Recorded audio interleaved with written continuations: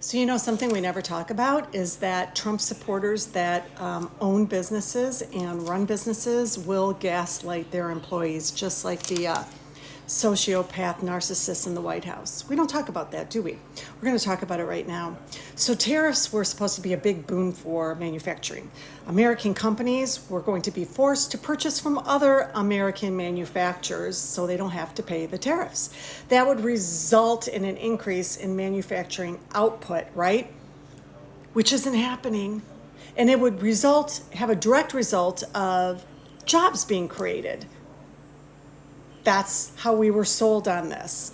So, American steel, tariffs just hit August 1st. So, that means companies would be buying American-made steel, right? And we'd be hiring steel workers, right? So, why did Dearborn Works in Dearborn, Michigan, owned by Cleveland Cliffs Corporation, just lay off 500 unionized loyal, long-term employees? Huh? They make American steel. Everybody in America that manufactures parts that need steel, we're supposed to be buying from American steel manufacturers like Dearborn Works. Why aren't they hiring a shit ton of employees? Why are they laying people off? Well, here's where the gaslighting comes in. The CFO of Cleveland Cliffs that owns Dearborn Works, he's a super huge big MAGA donor. He made the rounds on Fox News helping to push the tariffs by coming up with his own term, make American steel great again, all right? So what does he have to say to the 500 Americans that are now out of work and out of benefits? The tariffs are working exactly the way they're supposed to work. Quote, unquote. Another beautiful example of gaslighting that MAGA voters don't understand. He also gaslit all of them by saying, we just have to wait until the big three ramp up production again.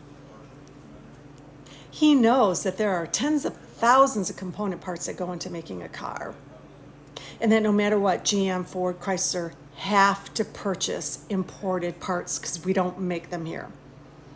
And that results in the increase in the price of the car at a time when a shit ton of employees have been let go, including from the federal government, at a time when people are struggling financially. And so they're not buying cars.